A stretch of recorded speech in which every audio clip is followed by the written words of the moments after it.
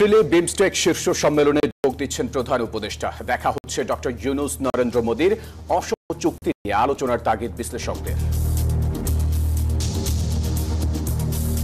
এটা ভারতের স্বার্থ বেশি রক্ষা হয়েছে, বাংলাদেশের স্বার্থ রক্ষা হয়নি। তাহলে সেগুলো একেবারে ভালো করে দেখা যে কোন ক্লজে হয়েছে।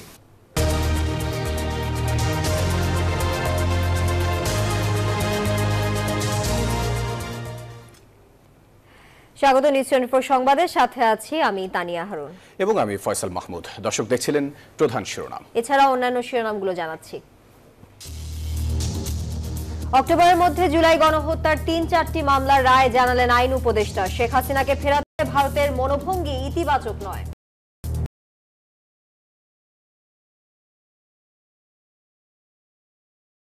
ভারতের যে মনোভঙ্গি, এটা মনে হচ্ছে তারা এটা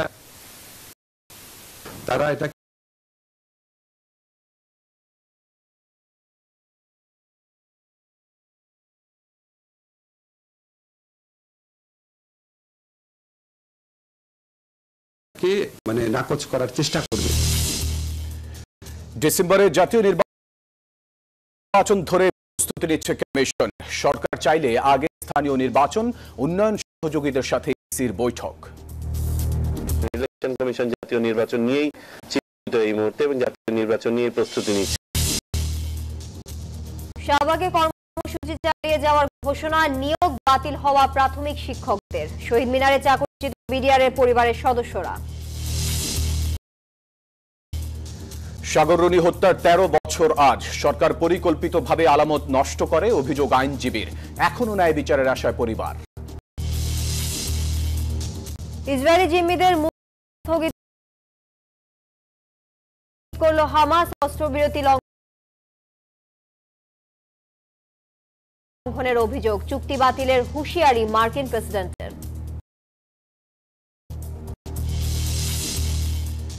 এবং চ্যাম্পিয়ন্স ট্রফি চলছে টাইগারদের অনুশীলন। মিরাজ ছাড়া ঘাম ছড়িয়েছে সবাই। বিপিএল থেকে ওয়ানডে কঠিন হবে না আশা বিসিবির।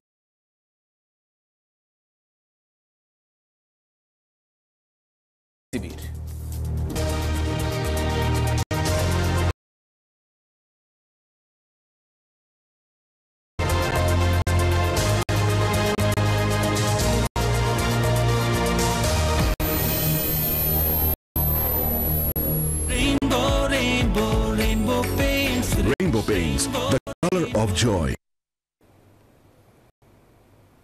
দর্শক দেখছিলেন অন্যান্য শিরোনামগুলো। শব্দের আরেক নাম, একদম ইউনিক স্ট্রাকচারাল ডিজাইনের কসমিক ডোর এর ওয়াল থিকনেস বেশি থাকা, এটাকে 50 বছরেরও বেশি। কসমিক ডোর, নিশ্চিন্তে 50 বছর। পুরো খবরে, বঙ্গোপসাগরীয় দেশগুলোর আঞ্চলিক সহযোগিতা জোট বিমস্টেকের শীর্ষ সম্মেলনে যোগ দেবেন অন্তর্বর্তী সরকারের প্রধান উপদেষ্টা ডক্টর মোহাম্মদ ইউনূস ও ভারতের প্রধানমন্ত্রী নরেন্দ্র মোদী।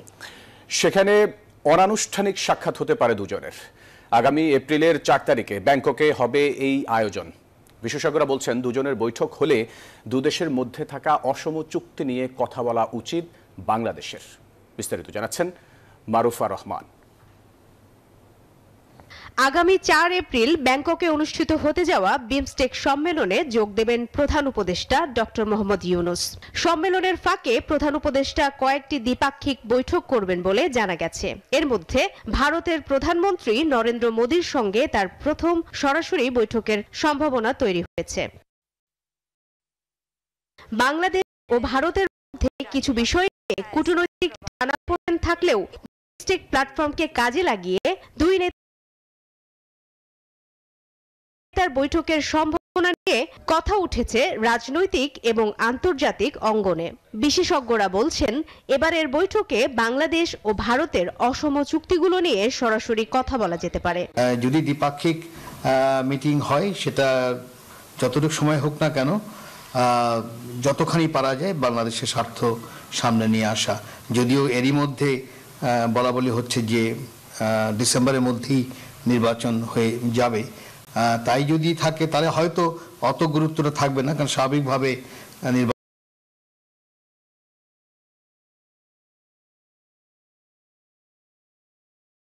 সরকারের সাথে সম্পর্ক হয়তো আরো বড় আকারে হওয়ার কথা। দুই দেশের যে সার্বভৌমত্ব যে বিষয়টা সেটা যেন রক্ষিত হয়।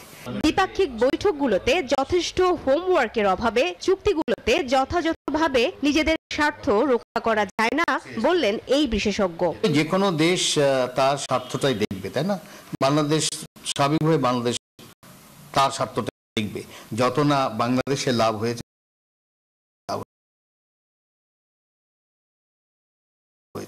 এই জিনিসটা যদি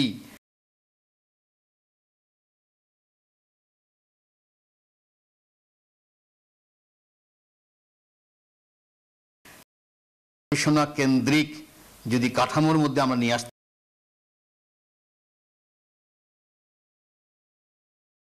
পারি, তাহলে তারাও বুঝতে পারবে যে হ্যাঁ আচ্ছা এই জায়গায় ঝামেলা হয়ে গেছে, এই জায়গায় বিগত সরকার অনেকটা রাজনৈতিক কারণেই হয়তো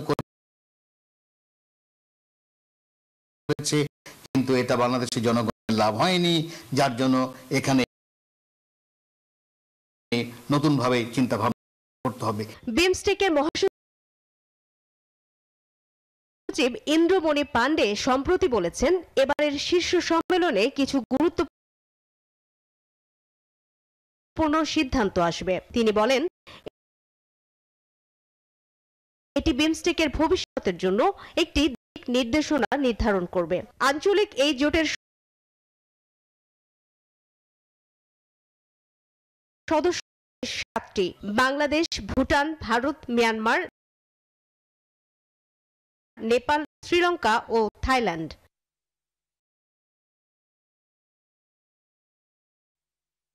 মারুফা রহমান, নিউজ 24, ঢাকা। এই যে আমার ব্যাংক আরএফএল এর সায়েন্টিফিক নজল আর ব্রাশ বার্নার তাপকে সমানভাবে ছড়িয়ে খরচ বাঁচায় 25%। আরএফএল গ্যাস স্টোভ নিরাপদ ও গ্যাস সাশ্রয়ী। 304 ফুড গ্রেড স্টেইনলেস স্টিলে তৈরি, যা নিশ্চিত করে জংবিহীন সিঙ্কের আজীবন নিশ্চয়তা। আরএফএল কিচেন সিঙ্ক, স্বাস্থ্যকর কিচেনের স্থায়ী সমাধান।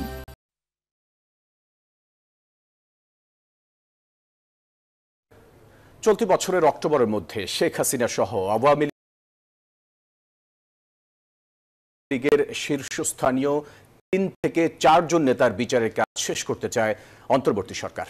বিকেলে সচিবালয়ে সংবাদ সম্মেলনে এই তথ্য জানিয়ে আইন উপদেষ্টা বলেন, শেখ হাসিনাকে ফিরিয়ে দেওয়ার মনোভাব ভারতের নেই, তবে বন্দি বিনিময় চুক্তির মাধ্যমে তাকে ফেরানোর সব চেষ্টা অব্যাহত রয়েছে। এদিকে আওয়ামী লীগের করা রাজনৈতিক গায়েবী 16,429টি মামলার মধ্যে 1,214টি মামলা 1 সপ্তাহের মধ্যে প্রত্যাহার হবে বলেও জানিয়েছেন আইন উপদেষ্টা। শাহনাজ ইয়াসমিনের রিপোর্ট। আওয়ামী শাসন আমলের মন্ত্রী এমপি সহ যারা জুলাই গণহত্যায় জড়িত তাদের বিচার দ্রুত করার জন্য আন্তর্জাতিক অপরাধ ট্রাইব্যুনাল গঠন করে অন্তর্বর্তী সরকার। গেল 18 নভেম্বর এই ট্রাইব্যুনালে প্রথমবারের মতো বিচারের জন্য আনা হয় সেই সময়ের হেভিওয়েটদের। জুলাই গণহত্যায় জড়িতদের এই বিচারের প্রক্রিয়া দ্রুত করার জন্য প্রয়োজনে দ্বিতীয় ট্রাইব্যুনাল গঠন করার কথা জানিয়েছিলেন আইন উপদেষ্টা। সচিবালয় আইন উপদেষ্টার সমসাময়িক বিষয়ে সংবাদ সম্মেলনে প্রথমেই আসে জুলাই গণহত্যায় জড়িতদের বিচার প্রসঙ্গ। বলেন, এই জঘন্য অপরাধের বিচার দ্রুত দেখতে চায় দেশের মানুষ। সরকারও দ্রুততার সাথে বিচার কাজ শেষ করতে বিভিন্ন প্রক্রিয়ায় এগোচ্ছে, যার কিছুটা দৃশ্যমান হবে অক্টোবরের মধ্যে, বাকিটা হবে আগামী 1 বছরে। বলেন, শেখ হাসিনা সহ শীর্ষস্থানীয় আওয়ামী লীগ নেতাদের বিচারের মধ্য দিয়ে শুরু বাকিদের বিচার কাজ। প্রসিকিউশন টিম যাচাই বাছাই করে 16টি মামলা আনুষ্ঠানিকভাবে দায়ের করেছে। এই 16টি মামলার মধ্যে 4টি মামলার তদন্ত কাজ এই মাসের মধ্যে শেষ হবে বলে আমরা অক্টোবরের মধ্যে আমরা 3 থেকে 4টি মামলা রায় পেয়ে যাব। সাবেক প্রধানমন্ত্রী শেখ হাসিনা সহ আওয়ামী লীগের শীর্ষস্থানীয় নেতৃবৃন্দ এবং শীর্ষস্থানীয় কিছু পুলিশ এবং প্রশাসনিক কর্মকর্তা এই সমস্ত মামলায় আসামি হিসাবে রয়েছেন। আওয়ামী লীগের সময় করা রাজনৈতিক গায়েবী মামলা হয়েছে 16,429টি। এর মধ্যে 1,214টি মামলা আগামী 1 সপ্তাহের মধ্যে প্রত্যাহার হবে। 53টি মামলার গেজেট 2-1 দিনের মধ্যে হবে। 1,214টি মামলা আগামী 1 সপ্তাহের মধ্যে প্রত্যাহার করা হবে।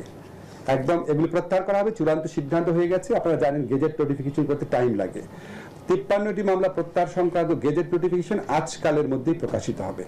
আইন উপদেষ্টা কথা বলেন সাইবার সিকিউরিটি অ্যাক্টের মামলা প্রসঙ্গে। জানান এর অধীনে 396টি বিচারাধীন মামলার মধ্যে 332টি মামলা প্রত্যাহার হয়েছে। 61টি মামলার প্রত্যাহারের সিদ্ধান্ত চূড়ান্ত হয়েছে। 396 এর মধ্যে 332টি মামলা অলরেডি প্রত্যাহার করা হয়ে গেছে। 61টি মামলা প্রত্যাহারের সিদ্ধান্ত চূড়ান্ত করা হয়েছে। ফেব্রুয়ারি মাস যখন শেষ হবে তখন স্পিচ অফেন্স সংক্রান্ত কোনো মামলা আর সাইবার সিকিউরিটি আদালতে থাকবে না। এক প্রশ্নের জবাবে আসিফ নজরুল বলেন, এখন ভারতের যে মনোভাব তাতে মনে হয় না তারা শেখ হাসিনাকে ফিরিয়ে দিবে, বরং ভারত চায় এই ইস্যুতে বাংলাদেশে একটি অস্থিতিশীল পরিস্থিতি সৃষ্টি করতে। তারা বরং বাংলাদেশে অস্থিতিশীলতা তৈরির যে প্রচেষ্টা করছে তাতে আমাদের কাছে মনে হয় না সরল বিশ্বাসে এই আইনটা প্রতিপালন করার ইচ্ছা তাদের রয়েছে। আমরা আমাদের দাবি জানাতে থাকবো। শাহনাজ ইয়াসমিন, নিউজ 24, ঢাকা। বিজলি কেবলস যে কোনো স্থাপনার বৈদ্যুতিক সংযোগকে রাখে নিরাপদ। এর স্ক্রিন কোটেড ইনসুলেশন সম্পূর্ণ ফায়ার রিটার্ডেন্ট, তাই বিজলি কেবলস নিজেই নিজেকে নেভায়। বিজলি কেবলস, নিরাপদ আজীবন। কোন সন্ত্রাসী বা ফ্যাসিবাদের দোষর যেন জামিন না পায় সেই বিষয়ে সবাইকে সতর্ক থাকার আহ্বান জানিয়েছেন স্বরাষ্ট্র উপদেষ্টা অবসরপ্রাপ্ত লেফটেন্যান্ট জেনারেল মোহাম্মদ জাহাঙ্গীর আলম চৌধুরী। এছাড়া মানবাধিকারকে সমুন্নত রেখে কাজ করতে হবে আইন শৃঙ্খলা বাহিনীকে, এমনটি তাগিদ দিয়েছেন শিল্প, গৃহায়ন এবং গণপূর্ত উপদেষ্টা আদিলুর রহমান খান। সকালে রাজধানীর রাজারবাগে স্বরাষ্ট্র মন্ত্রণালয়ের এক কর্মশালায় এসব কথা বলেন উপদেষ্টারা। দেশের পরিবর্তিত পরিস্থিতিতে মানবাধিকার ও পরিবেশের উপর গুরুত্ব সহ আইন প্রয়োগ বিষয়ক কর্মশালার আয়োজন করে স্বরাষ্ট্র মন্ত্রণালয়। এতে অংশ নেন পরিদর্শক থেকে ডিআইজি পর্যন্ত 300 পুলিশ কর্মকর্তা। এই কর্মশালায় যোগ দেন স্বরাষ্ট্র, আইন এবং গৃহায়ন ও গণপূর্ত উপদেষ্টা। এই কর্মশালার মধ্যে দিয়ে অনুষ্ঠানে গণপূর্ত উপদেষ্টা জানান, মানবাধিকারকে সমুন্নত রেখে কাজ করতে হবে আইন শৃঙ্খলা বাহিনীকে। রাজনৈতিক কর্মীদের নির্যাতনের জন্য জেলখানাকে যেন আর ব্যবহার না করা হয় সেদিকে খেয়াল রাখারও তাগিদ দেন উপদেষ্টা। বারে বারে রিমান্ডে পাঠিয়ে রক্তাক্ত ব্যক্তিটাকে আবার রিমান্ডে পাঠিয়ে আবার অত্যাচারের দিকে ঠেলে কোন সাক্ষী ছাড়া বিচার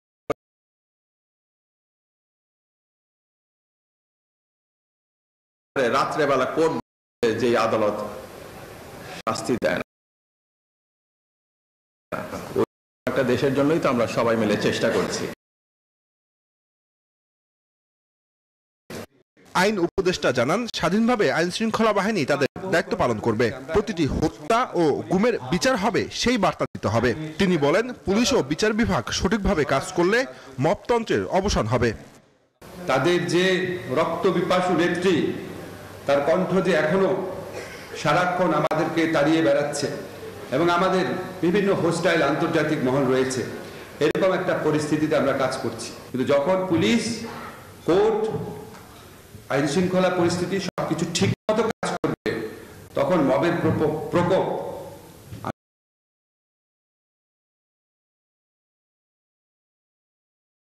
আমি মনে করি আরো কমে যাবে, একটা সহনীয় পরিস্থিতি সৃষ্টি হবে। কোন সন্ত্রাসী কিংবা ফ্যাসিবাদের দোষর যেন জামিন না পায় সে বিষয়ে সতর্ক থাকার আহ্বান স্বরাষ্ট্র উপদেষ্টার। বলেন, বিচার বিভাগ ও আইন শৃঙ্খলা বাহিনীর সমন্বয়ে দেশ থেকে সন্ত্রাসীদের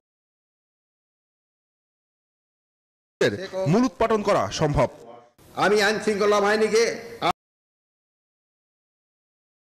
আরো তৎপর হতে বলবো। অপারেশন ডেভিল হান্টকে আমি বলবো, no devil should be escape from law enforcing. কোনোভাবেই যেন কোনো সন্ত্রাসী জামিন না পায়, সর্বোচ্চ সতর্ক থাকুন। প্রয়োজনে আইজিপি টিম মামলা ভিত্তিক অগ্রগতি নিয়ে প্রসিকিউটরের সাথে 15 দিন পর পর বসতে পারেন। কর্মশালায় অন্য বক্তারা বলেন, ন্যায় বিচার নিশ্চিত করতে মামলার দীর্ঘসূত্রিতা বন্ধ করতে হবে। ঢাকা। আগামী ডিসেম্বর মাথায় রেখেই জাতীয় নির্বাচনের প্রস্তুতি নিচ্ছে কমিশন। সরকারের চাওয়া অনুযায়ী ভোটের আয়োজন হবে, এমনটি জানিয়েছেন ইসি আবুল ফজল সানাউল্লাহ।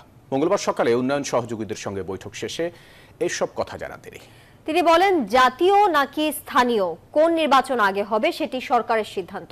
এদিকে বাংলাদেশের ইতিহাসে সেরা ভোট আয়োজনে সহযোগিতার আশ্বাস দেন ইউএনডিপির আবাসিক প্রতিনিধি। নির্বাচন নিয়ে আলোচনা তুঙ্গে রাজনৈতিক মহলে। এরই মধ্যে প্রধান উপদেষ্টা ও নির্বাচন কমিশনের সঙ্গে বৈঠকও করেছে বিএনপি। নির্বাচন নিয়ে রাজনৈতিক দলের পাশাপাশি নানা বক্তব্য দিচ্ছেন সরকারের উপদেষ্টারাও। এমন প্রেক্ষাপটে মঙ্গলবার সকালে নির্বাচন ভবনে ইউএনডিপি সহ 18 সহযোগী দেশের প্রতিনিধিদের সঙ্গে বৈঠকে বসেন নির্বাচন কমিশনাররা। নির্বাচন আয়োজনে বাংলাদেশের প্রস্তুতি এবং সুষ্ঠু ভোট আয়োজনে করণীয় নানা বিষয় নিয়ে আলোচনা হয় এই বৈঠকে।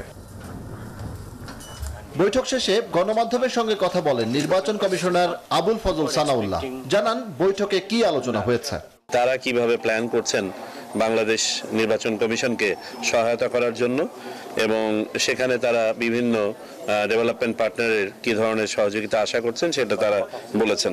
তিনি বলেন, সুষ্ঠু নির্বাচন আয়োজনের পথে বড় কোনো বাধা দেখছে না কমিশন। সরকারের সিদ্ধান্ত অনুযায়ী নির্বাচন আয়োজনে কমিশন সব ধরনের প্রস্তুতি শুরু করেছে। জাতীয় নির্বাচন আমাদের একটা প্রায়োরিটি এরিয়া। ইলেকশন কমিশন জাতীয় নির্বাচন নিয়েই চিন্তিত এই মুহূর্তে এবং জাতীয় নির্বাচন নিয়ে প্রস্তুতি নিচ্ছে। তবে স্থানীয় সরকার নির্বাচন যদি সরকার সিদ্ধান্ত নেন কোনো অংশ বা কোনোভাবে অনুষ্ঠান করা, সেটা সরকারি সিদ্ধান্ত, সেটা তখন ওইভাবে বাস্তবায়ন করতে হবে। কথা বলেন বাংলাদেশে নিযুক্ত ইউএনডিপির আবাসিক প্রতিনিধি। জানান, সুষ্ঠু নির্বাচন আয়োজনে বাংলাদেশের পাশে থাকবেন তারা। We've had some initial discussions with development partners on different areas of support.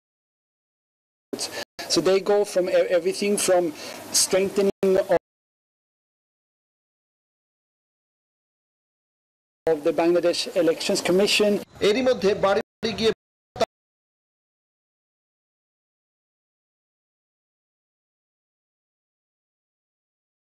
তালিকা হালনাগাদের কাজ শুরু করেছে নির্বাচন কমিশন, যা আগামী মে-জুনের মধ্যে সম্পন্ন হবে। সজল দাস, নিউজ 24, ঢাকা।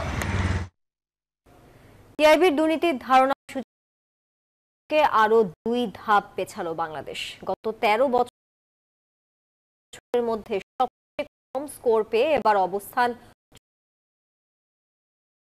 14তম। মঙ্গলবার সকালে রাজধানীর মাইডা সেন্টারে এই প্রকাশ করা হয়। দুর্নীতি বিরোধী বলছে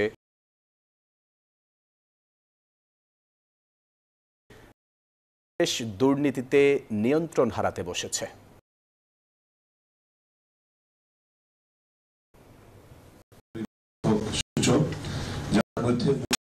বার্লিন ভিত্তিক আন্তর্জাতিক দুর্নীতি বিরোধী সংস্থা ট্রান্সপারেন্সি ইন্টারন্যাশনাল প্রকাশিত দুর্নীতির ধারণা সূচক 2024 তুলে ধরতে এই সংবাদ সম্মেলন উপস্থিত ছিলেন টিআইবির নির্বাহী পরিচালক ডক্টর ইফতেখারুজ্জামান। বলেন, দুর্নীতিতে বাংলাদেশের অবস্থান আরো অবনতির কথা।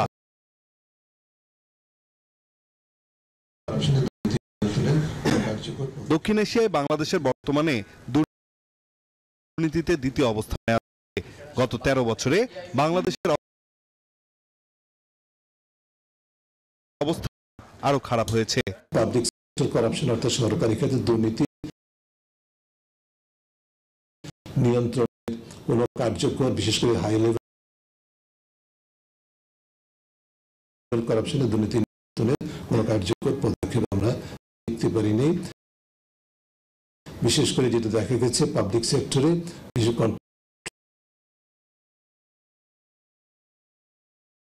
পাবলিক কন্ট্রাক্টিং ক্রয় খাত এবং প্রকল্প বাস্তবায়ন, এই ধরনের খাতগুলিতে অবারিত দুর্নীতি, জবাবদিহিনভাবে ক্ষমতার ব্যবহার। এমন পরিস্থিতি থেকে বের হতে হলে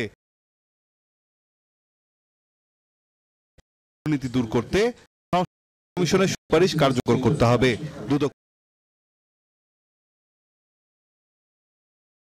কার্যকর প্রতিষ্ঠানে পরিণত করতে হবে।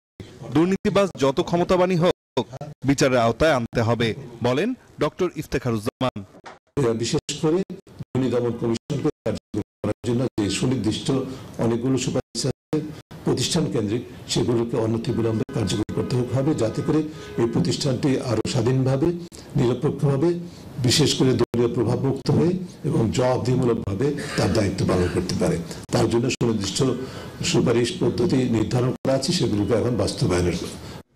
টিআইবির নির্বাহী পরিচালক বলেন, রাজনৈতিক ও আমলাতান্ত্রিক সংস্কৃতিতে কার্যকর সংস্কার করতে হবে, না হলে কোনো লাভই হবে না। নাইন আলচিকো, নিউজ 24, ঢাকা।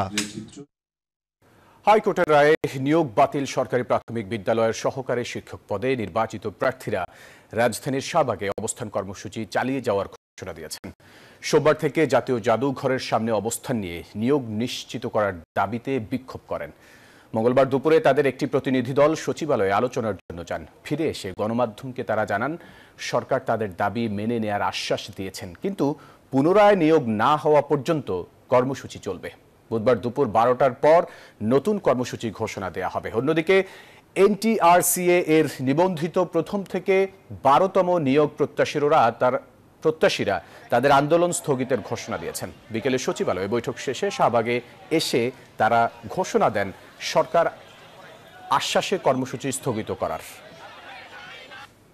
তোমাদের 6531 জনের মধ্য থেকে একজনকেও বাদ দেওয়া হবে না, সকলকে নিয়েই এই নিয়োগ কার্যক্রম সম্পূর্ণ করা হবে।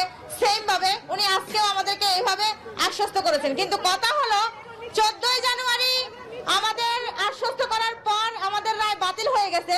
12টার মধ্যে আমাদের এই মামলার খারিজ হইতে হবে। কজ লিস্টে আমরা আজকে রাত্রেই দেখতে চাই যে কালকে উঠবে। যদি সেটা না হয় তাহলে কালকে আবার এই বাংলা রাজপথ বাঘিনীদের পদচারণে কম্পিত হবে। ন্যায় বিচারের দাবিতে শহীদ মিনারে অবস্থান কর্মসূচি পালন করছেন পিলখানা হত্যাকাণ্ডে চাকরিচ্যুত বিডিআর সদস্যরা।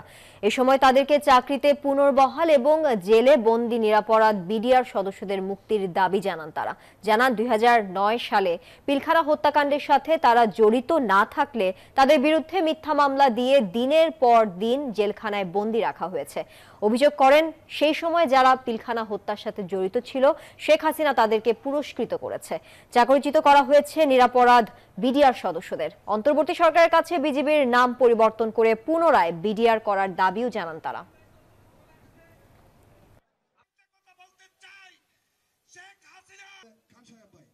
বাংলাদেশ থেকে যে আন্দোলনের মাধ্যমে পালিয়ে গেছে ছাত্র সমন্বয়কদের নিয়ে আমরা সেই একটা দুর্বার আন্দোলন গড়ে তুলব। আমাদের দাবি আদায় না হওয়া পর্যন্ত আমরা ঢাকার রাজপথ থেকে যাব না। সময় হলো একটা বিরতির। ফিরছি আরো খবর নিয়ে, সাথেই থাকুন।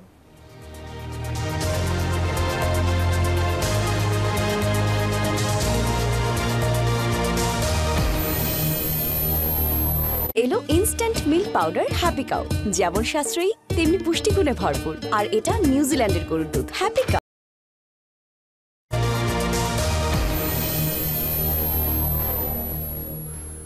আবার স্বাগত নিউজ 24 সংবাদে। এবারে অর্থ বাণিজ্যের খবর।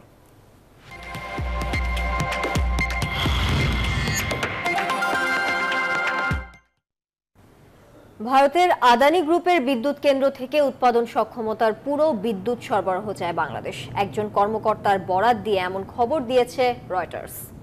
তবে একজন জ্বালানি বিশেষজ্ঞ বলছেন, দেশের কয়লা ভিত্তিক বিদ্যুৎ কেন্দ্রগুলোকে বসিয়ে রেখে আদানির বিদ্যুৎ আনা তাদেরই স্বার্থ হাসিলের নামান্তর।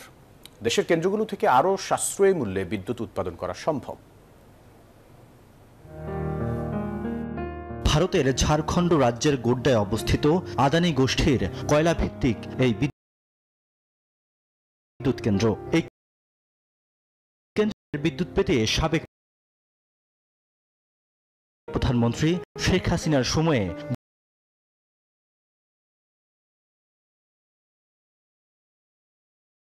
2017 সালে ক্রয় চুক্তি করে রাষ্ট্রায়ত্ত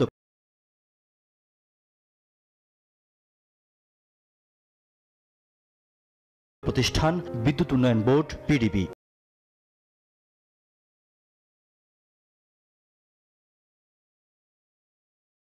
$200 কোটি নির্মিত এই কেন্দ্র থেকে উৎপাদিত বিদ্যুৎ 25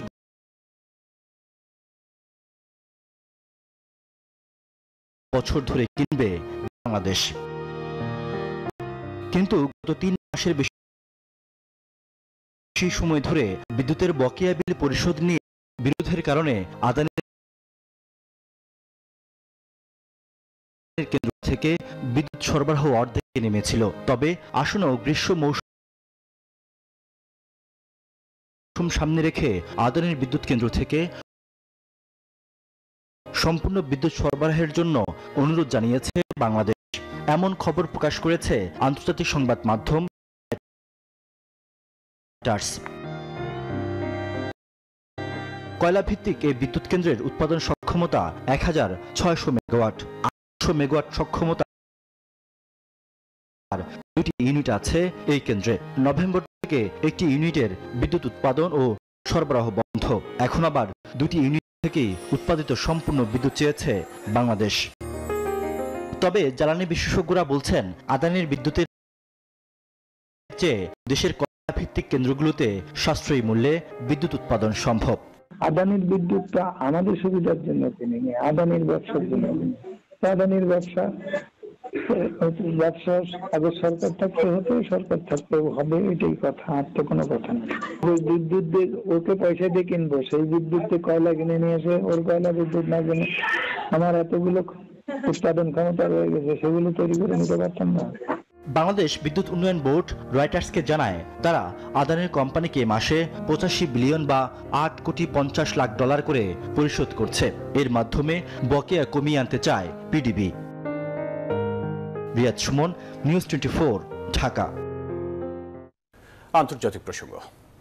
গাজা যুদ্ধবিরতি চুক্তি লঙ্ঘন করায় ইসরায়েলি জিম্মিদের মুক্তি অনির্দিষ্টকালের জন্য স্থগিতের ঘোষণা দিয়েছে ফিলিস্তিনের স্বাধীনতাকামী সংগঠন হামাস। এর জেরে গাজায় সর্বোচ্চ সতর্ক অবস্থায় রয়েছে ইসরায়েলের প্রতিরক্ষা বাহিনী। এদিকে শনিবারের মধ্যে জিম্মিদের মুক্তি না দেয়া হলে যুদ্ধবিরতি চুক্তি বাতিলের হুঁশিয়ারি জানিয়েছেন মার্কিন প্রেসিডেন্ট ডোনাল্ড ট্রাম্প। ইসরায়েলের বিরুদ্ধে যুদ্ধবিরতি চুক্তি লঙ্ঘনের অভিযোগ এনে অনির্দিষ্টকালের জন্য ইসরায়েলি জিম্মি মুক্তি স্থগিত করল হামাস। সোমবার এক বিবৃতিতে তারা দাবি করে উত্তর গাজায় বিলম্বিত করা হচ্ছে বাস্তুচ্যুতদের প্রত্যাবর্তন। সেই সাথে উপত্যকার বিভিন্ন এলাকায় বোমা হামলা ও গুলি ছোড়া হচ্ছে। মানবিক সহায়তাও আসতে দিচ্ছে না ইসরায়েল। যুদ্ধবিরতির শর্ত তেল আবিব যথাযথভাবে না মানা পর্যন্ত বন্ধ থাকবে জিম্মি মুক্তির কার্যক্রম। এরই মধ্যে ইসরায়েলের প্রতিরক্ষা বাহিনীকে গাজায় সম্ভাব্য যে কোনো পরিস্থিতির জন্য সর্বোচ্চ পর্যায়ে সতর্ক থাকার নির্দেশ দিয়েছে নেতানিয়াহু প্রশাসন। হামাসের ঘোষণার পর জিম্মিদের মুক্তির দাবিতে সোমবারও তেল আবিবে অনুষ্ঠিত হয়েছে বিক্ষোভ। এদিকে শনিবারের মধ্যে ইসরায়েলি বন্দী মুক্তি না পেলে গাজা যুদ্ধবিরতি চুক্তি বাতিল করা উচিত বলে মন্তব্য করলেন মার্কিন প্রেসিডেন্ট ডোনাল্ড ট্রাম্প। আমি নিজের বক্তব্য দিচ্ছি, ইসরায়েল এটাকে অগ্রাহ্য করতে পারে। শনিবার দুপুর 12টার মধ্যে জিম্মিরা মুক্তি না পেলে সবকিছু নরকে পরিণত হবে। এর আগে এক সাক্ষাৎকারে যুক্তরাষ্ট্রের গাজা দখলের পরিকল্পনার অধীনে ফিলিস্তিনিদের গাজায় ফিরে যাওয়ার কোনো অধিকার থাকবে না বলেও জানান মার্কিন প্রেসিডেন্ট। Desk report, news 24। একটা বিরতির সময় হলো, সাথেই থাকুন।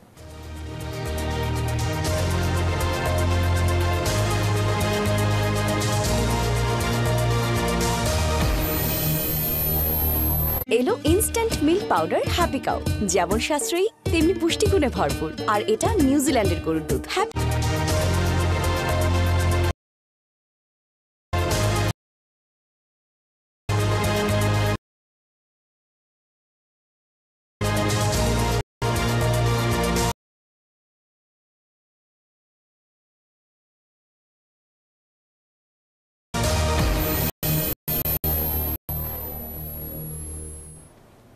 নিউজ 24 সংবাদে স্বাগত আরো একবার। এবারে জানাবো খেলা সংবাদ।